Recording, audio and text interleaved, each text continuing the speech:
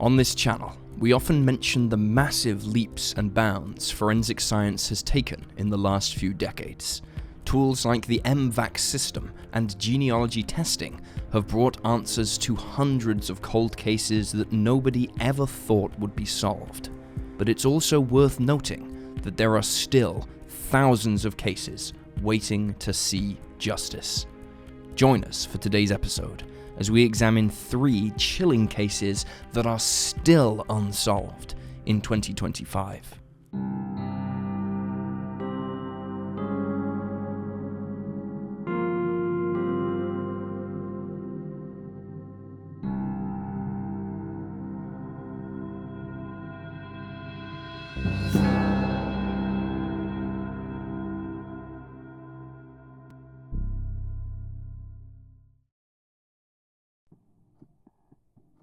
Amber Hagerman. 9-year-old Amber Hagerman was last seen riding her bike around Arlington, Texas on January 13, 1996. She had spent the day with her younger brother Ricky, riding around on their bikes, having left their grandmother's house at around 1:30 p.m. that afternoon. The siblings' grandmother had warned them to stay close, and they always did. However, after riding around the car park of an abandoned Winn-Dixie grocery store, Ricky decided to go home without his older sister because she wanted to stay out longer. When Ricky returned with his grandfather a short time later, there was no sign of Amber, only her pink bicycle, lone and abandoned. Arlington police would later tell the media outlets that a witness had seen the little girl being taken. Quote, "He described the suspect carrying Amber in that same position as she kicked and screamed to his truck, putting her inside the driver's side door." The witness was an elderly man named Jimmy Kevill. He saw the black pickup truck pull up and noted that it had been parked at a nearby laundromat before Amber was taken. The perpetrator was described as being white or Hispanic, in his 20s or 30s, and under 6 feet tall with dark hair. Police believe that he was a local to the area. After witnessing the terrifying event, Jimmy called the police. In the following days, law enforcement searched for the little girl. The pickup truck seen at the time of her abduction had headed towards the center of Arlington, but there was no sign of her. 4 days later, on January 17th, her body was finally found. A man walking his dog late that night found her lying in a creek behind an apartment complex. Amber's clothes were missing, and severe laceration wounds were found on her neck. She was just 5 miles from where she was last seen, and her estimated date of death was January 15th. One police detective recalled the tremendous amount of violence used in the murder. Quote, "Amber was totally nude except for a sock on her left foot. We rolled her over and I caught her head in my hands. Several lacerations to the throat. A knife or screwdriver had been used to rip her throat out." While her family grieved, one local mother had an idea. She suggested to a radio station that a national alert system for missing children be created, which subsequently led to the creation of the Amber Alert, with Amber being short for America's Missing Broadcast Emergency Response. The alert system was launched in 1996 and today works by broadcasting the missing child's information via the likes of digital billboards, transportation signs, text messages, and Facebook alerts. It has contributed to the recovery of 1,221 children, according to the official Amber Alert website. The website also states that such alerts serve as a deterrent for child predators and have led to the release of some children after the perpetrator heard the Amber Alert. Though it has been nearly 3 decades since Amber went missing, investigators have stated that the case is still active. Arlington Police Sergeant Grant Gilden told People, "We continue to have leads, and there are still several leads that we continue to investigate extensively as possible suspects. A lot of people will refer to Amber's case as what's commonly referred to a cold case, but for the Arlington Police Department, it has never been listed as a cold case because we've never gone 180 days without having some lead come in.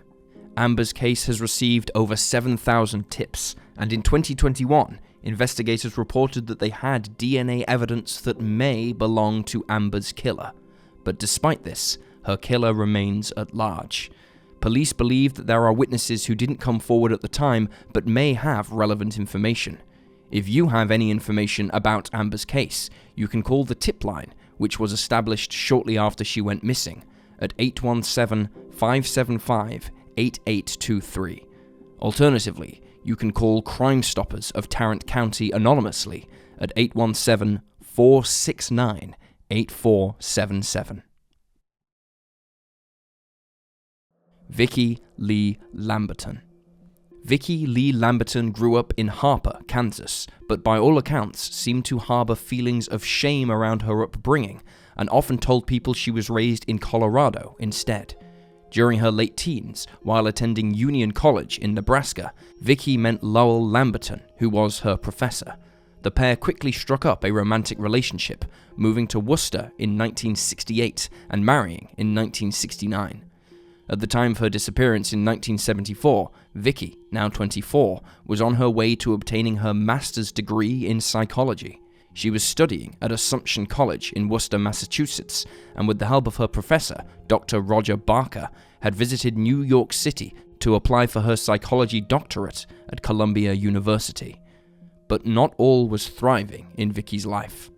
She had separated from her husband in January, and Lowell suspected that she was, in fact, having a relationship with her married professor. In early February, she moved out of the home she was sharing with one of her brothers, Robert, and moved her belongings into Robert Barker's garage. Lowell and Robert later saw her shopping with her professor, cementing the idea further that the pair were romantically involved. But despite this, sometime in February, Vicke reached out to her estranged husband.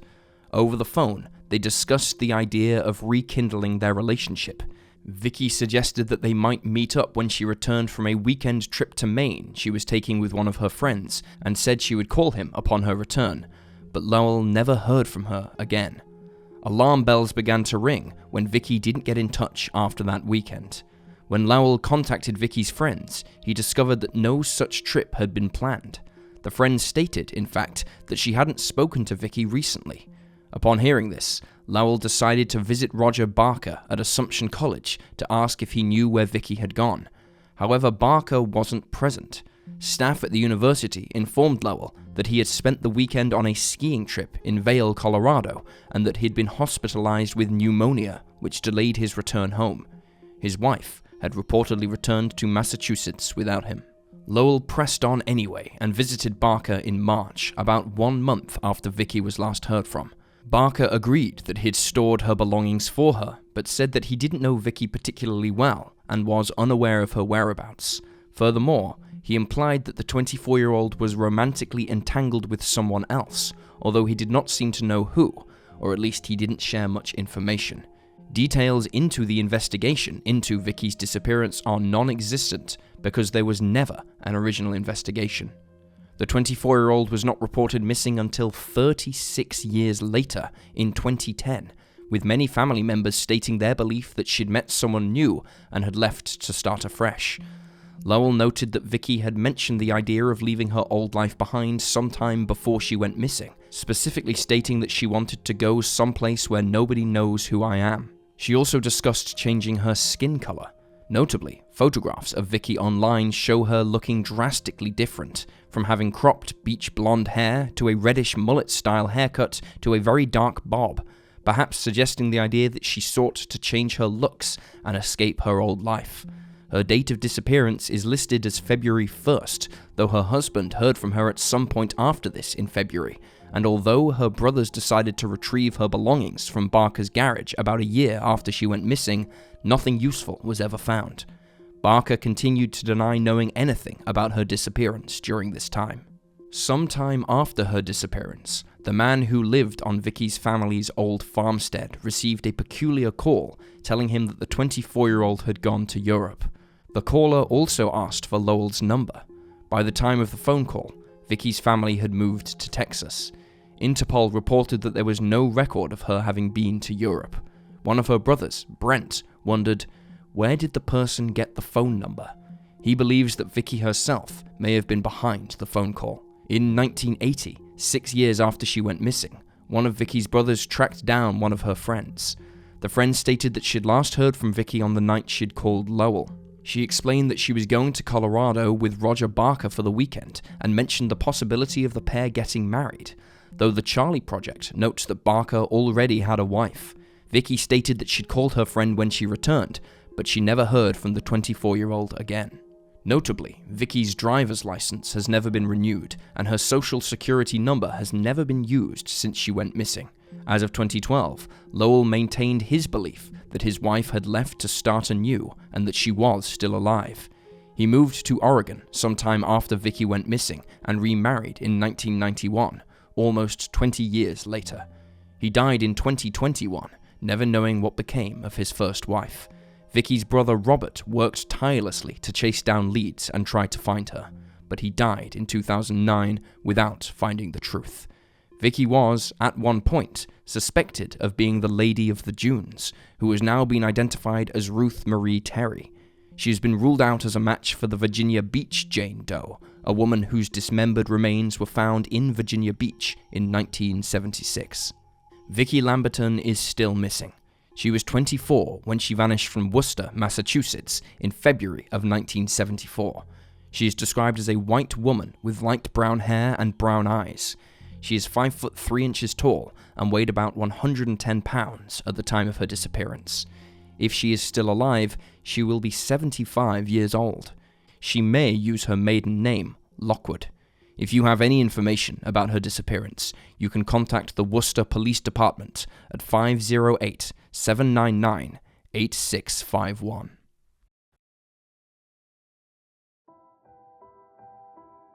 Richard Colvin Cox. 21-year-old Richard Colvin Cox was last seen on January 14, 1950. Born in 1928 in Mansfield, Ohio, Richard volunteered for the U.S. Army after leaving high school. He was successfully recruited and underwent his basic training at Fort Knox, Kentucky, before being assigned to the U.S. Constabulary, where he spent time in Germany and reached the rank of sergeant. In 1948, he attended the U.S. Military Academy Preparatory School in West Point, New York, and was found to be an academically gifted student, ranking 100th out of 550. On the surface, it seemed that Richard was doing well in life. He was performing well in school, voted his cadet company's top cadet, and even became engaged to his girlfriend, Betty Timmons. His only known complaint was that he didn't particularly enjoy life at prep school, something he discussed in letters to his family. On the day of his disappearance, January 14, 1950, Richard attended a basketball game which pitted Rutgers University's Scarlet Knights against the Army's Black Knights. Shortly afterwards, he was seen talking to a man who was described by witnesses as looking dark-haired and rough-looking. Following this, Richard returned to his room and told his roommate that he was signing out because he was dining with a visitor, with the roommate recalling that the 21-year-old seemed not apprehensive, just sort of disgusted. He left with the aforementioned visitor and was never seen again. The man Richard had been talking to was initially thought to be someone named George. George first entered the case on Saturday, January 7th, about 1 week before the disappearance. At 5:45 that afternoon, Peter Haynes, Richard's classmate who was acting as charge of quarters in Cadet Company B2, Richard's company, received a phone call from someone looking to speak with the 21-year-old. The caller was described as having a tone that was rough and patronizing, almost insulting. When they were told by Peter that Richard wasn't in his room, the caller stated, "Well, look, when he comes in, tell him to come down here to the hotel. Just tell him George called. He'll know who I am. We knew each other in Germany. I'm just up here for a little while, and tell him I'd like to get him a bite to eat." Peter would later state that he wasn't 100% sure the name he'd been given was George, because he'd answered so many phone calls that day while on duty, and this specific call had not seemed particularly important at the time. 45 minutes later, a man entered Great Hall, which was an area of the school where cadets could meet guests. The on-duty cadet telephoned Richard to let him know he had a visitor. The man was described as being just under 6 feet tall and weighing around 185 pounds. He had fair hair and a light complexion and wore a belted trench coat and no hat. Richard soon arrived at the hall and shook hands with the man. The on-duty cadet, who observed the interaction, stated that Richard seemed pleased to see the fair-haired stranger. Richard subsequently signed out in order to take his visitor to dinner at the Thayer Hotel, located on campus grounds. However, he later told his roommates that the pair didn't go out to eat. Instead, they drank whiskey while sitting in the man's car. He returned later that evening, where he took a shower and had a nap. A short time later, he altered the time he'd written in the departure book, changing 1923 to 1823, to make it appear as if he had attended the 6:30 p.m. cadet super formation, even though in reality he had skipped it. Notably, this fabrication wasn't noted until 1952, when the book was forensically examined. Had this deception been discovered by his superiors, Richard would have been charged with violating the cadet honor code. Bizarrely, later that night, at 10:30 p.m. when lights out was announced, Richard's roommates were startled when he woke up, ran out into the hallway, and shouted what sounded like Alice. When asked who Alice was, Richard didn't respond. Instead, he went back to bed and promptly fell asleep. His roommates wondered if Alice was the name of a sweetheart he had before meeting Betty, but there was never any evidence to support this idea. The following day, Richard told his roommates about the man who'd visited him, whom he never referred to by name. He stated that he was a former US Army Ranger who'd served in his unit in Germany. The man had a tendency to gloat about killing German troops during World War II, and often gleefully boasted about how he'd cut off their genitalia afterwards. The man also claimed to have impregnated a German girl, whom he then hanged to prevent her from having the baby. Richard met up with this man a little bit later, returning to his room at 4:30 p.m. He reportedly told his roommates that he hoped he wouldn't have to see the fellow again. This led them to understand that Richard didn't particularly like the man, although it's unclear why they continued to meet. Notably, the description given of this man is drastically different from the one seen talking to Richard at the basketball game. The George who'd visited him on campus was tall and blonde, compared to the dark-haired and rough-looking description given by witnesses of the encounter at the basketball game. Richard's absence was noted at 11 o'clock on the night of January 14th, and again at 2:30 a.m., but because cadets were occasionally known to stay out late, even past curfew, no action was taken. It wasn't until the following morning that his disappearance was taken seriously. His roommates raised the matter with their superior, and this time, CID and the New York State Police were both notified. The FBI later became involved with the case. A public appeal for information in the disappearance was made just 3 days after Richard vanished. A ground and air search of campus grounds was carried out, and numerous bodies of water, including a local pond, the Hudson River, and Lusk Reservoir, were extensively searched, but no sign of the missing cadet was found. The search for Richard lasted 2 months, but investigators had no evidence to show for their efforts. Using what they'd learned from his roommates, authorities attempted to track down George, but were unable to do so, as those who matched the description were found to have watertight alibis. Richard's time in Germany was closely examined, but produced no new leads, and the theory that he left voluntarily was abandoned because he left the equivalent of over $1,100 in today's money, as well as his civilian clothes and other possessions.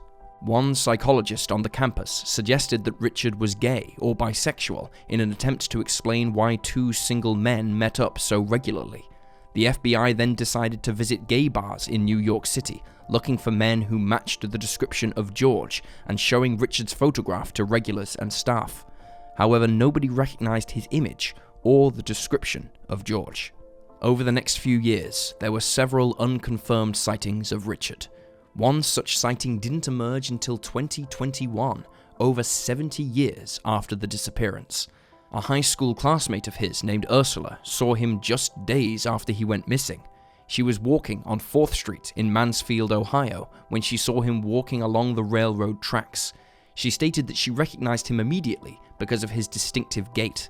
The pair waved at one another, with Ursula assuming that he'd just gotten off the train at Union Station nearby, and she waited for the passing train between them to move so she could approach him. However, by the time the train had moved on, Richard was gone. She stated that she never reported the sighting because she didn't want to jeopardize his life or career, believing that he'd possibly gone to work for an intelligence agency. She added that she didn't want this sighting to be made public until her death, speculating that at such a time it would be safe for the sighting to be revealed and would avoid upsetting Richard's life. In respect of her wishes, the writer who made the sighting public did not do so until Ursula passed away in 2020. Another sighting occurred just 4 years after Richard went missing. Ernest Shotwell, who'd attended the military prep school at the time, told the FBI that he'd bumped into the missing cadet in 1954 at a Greyhound bus station in Washington, D.C. He simply assumed by this point that Richard was no longer a missing person. Richard reportedly told Ernest that he'd left the school and was moving to Germany. Ernest surmised that he was living nearby because he was dressed in light clothing despite the cold weather. Furthermore, he recalled that Richard seemed uncomfortable to see him and was very vague about his life and his plans. He apparently departed after just 5 minutes. By the late 1950s, the FBI deemed the investigation closed. They'd followed all the leads and tips, and it had led nowhere. Richard's family had him declared dead in 1957. Still, despite this, the agency occasionally continued to follow up on sightings and potential leads. In 1960, an FBI informant believed he'd seen Richard and spoken with him at a bar in Melbourne, Florida. Acquaintances called him Richard, while he introduced himself as R.C. Mansfield. He apparently revealed information that lined up with Richard's life, and even stated that Mansfield was not his real surname, but Cox was. Some of the things he told the informant suggested that he was working for an American intelligence agency, but although the FBI searched for such a man, they were never able to find him. Many of the theories pertaining to Richard's disappearance conclude that he joined an intelligence agency. This was the conclusion of a reporter named Jim Underwood, who wrote about the case in 1982. He spoke with a high school classmate of Richard's, who later became a prosecutor and had connections with the FBI. The old classmate told Underwood that he had learned from one agent that they had come close to arresting Richard, but had been ordered not to pick him up, leaving them to speculate that he was undercover or working in intelligence. The classmate also stated that for years he had requested to see the case files for himself, but excuses were always made, and by the time he was finally able to access them, the majority of the reports were redacted. A retired high school teacher named Marshall Jacobs also spent time looking into the disappearance in the 1980s. He learned that Richard had written to a woman he had met in Germany, asking about Soviet activities in the country, though the letter was returned as undeliverable. Furthermore, an American man named John H. Noble, who was captured and imprisoned by the Soviets between 1945 and 1955, claimed that a prisoner by the name of Cox was being held in Siberia. Meanwhile, the FBI informant who had bumped into R.C. Mansfield in Florida was also deemed to have been credible, given the information they supplied about Richard's life. Still, whatever happened to Richard is unknown over 7 decades later. Likewise, George has never been identified. The closest investigators came to the identification was when they discovered that a man named Robert Frisbee was stationed at Fort Knox at the same time as Richard. He matched the description of George and was known to have sold fake IDs in New York City in the 1950s. Investigators speculated that Richard had attempted to gain one in order to disappear voluntarily. Frisbee was arrested for murder in 1985 and stated that he didn't know Richard and had never done business with him. Marshall Jacobs, meanwhile, concluded that a man named David Westervelt, who served with Richard in Germany, was George. Westervelt fit the physical description and was interviewed several times about the disappearance by police at the time. Notably, Jacobs believed that Westervelt was a recruiter for the CIA. He believed that Richard voiced his unhappiness at the military school and that he'd been offered a way out, which involved him leaving behind everything and everyone he knew and changing his name. This way out was likely to work with the CIA or another intelligence agency. In the mid-1990s, Jacobs further learned from a retired CIA official that Richard was allegedly part of a team in Europe who worked to smuggle high-priority officials out of the Soviet Union. He later retired to Idaho, but was then diagnosed with a terminal illness. At the time of the account, he was reportedly at the National Institutes of Health facility in Bethesda, Maryland. According to a report by the Times-Union, however, even Jacobs himself admitted that there are holes in the story and contradictory information floating around. Writers and online sleuths have also noted the strangeness of recruiting a young man who was ranked only 100th out of 550 students, as opposed to picking someone from the top 10. Odder still is having him suddenly disappear one day, drawing attention to him and leading to his photograph to be printed in newspapers all across the country. Adding to the mystery is that many of the CID and FBI files that Jacobs obtained contain redacted information that's impossible to figure out, in the same way that Richard's classmate had mentioned, and over 160 pages are missing from the files. Jacobs later contacted Harry Mayhafer, a graduate of the school Richard attended, who'd become a history writer later in life. The pair worked on a book about the disappearance together, in which Harry noted that even Jacobs has accepted the fact that neither he nor anyone else would ever know the full story. And there you have the facts. Please leave a comment down below with your own theories and speculations, and remember to like this video and subscribe to support the channel. Thank you for watching. Stay alert, stay safe, and I'll see you next time.